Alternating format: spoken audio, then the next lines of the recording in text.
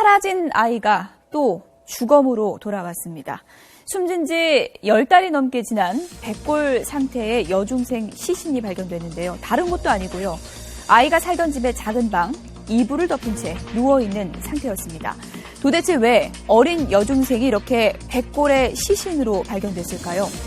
네, 경찰은 아버지가요, 딸을 때려 숨지게 한 뒤 10달 넘게 시신을 방치한 것으로 보고 부모를 아동학대 치사 혐의로 긴급 체포했습니다. 2015년 3월 31일 피해자의 친부로부터 가출 신고를 접수하고 다학도로 피해자 소재를 확인하였으나 발견치 못하였습니다. 그러던 중에 2016년 1월 18일 피해자 친구인 D 모양을 면담하는 과정에서 피해자 친구로부터 2015년 3월 15일경 피해자를 가출 직후 만났을 때 종아리와 손에 뭉자국이 있어 왜 그러냐고 물었더니 어제 많이 맞았다라는 추가 진술을 확보하여 피해자 부모에 대해 혐의점을 두고 압수수색을 시작이 된 것입니다. 아버지는 이렇게 진술을 했다고 합니다. 지난해 3월 가출한 뒤 돌아온 딸을 5시간 동안이나 빗자루와 빨래 건조대로 때렸다. 이렇게 경찰에서 진술을 했다고 하는데요. 딸을 훈계 차원에서 야단쳤는데 다음 날 일어나 보니까 숨져 있었다고 했습니다. 경찰의 설명 들어보시죠.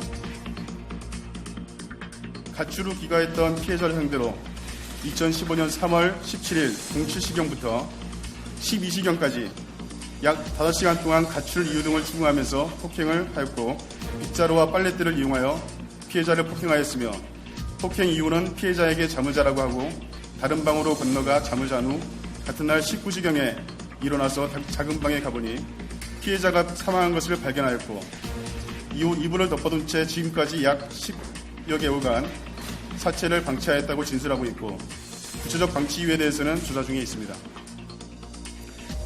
충격적인 이번 사건의 피의자는 아버지 47살 이모 씨와 의붓 어머니 40살 백모 씨입니다. 아버지는 목사라고 합니다. 목사이자 독일 유학파 출신의 박사학위 소지자였고요. 모 신학대학교의 겸임교수로도 일하고 있었습니다. 어머니는 의붓 어머니입니다. 아이의 친모가 사망한 뒤에 지난 2009년 재혼한 계모였다고 합니다. 부부는 엽기적인 행각도 서슴지 않았습니다. 딸을 이불로 덮어놓고 있다가요, 방향제와 냄새 제거제를 뿌리고 방치한 것으로 조사됐습니다. 이 부부는 딸이 숨진 지 10여일 후 딸이 가출했다며 미귀가자로 신고를 했는데요. 교육당국도 눈치를 채지 못했습니다. 2년 넘게 학교에 나가지 못하고 아버지에게 학대당한 인천 초등생 사건 이후 정부가 장기 결석자 전수조사를 벌였는데요. 250여 명의 초등학교와 중학생이 학교에 나오지 않고 사라진 것으로 추정되고 있습니다.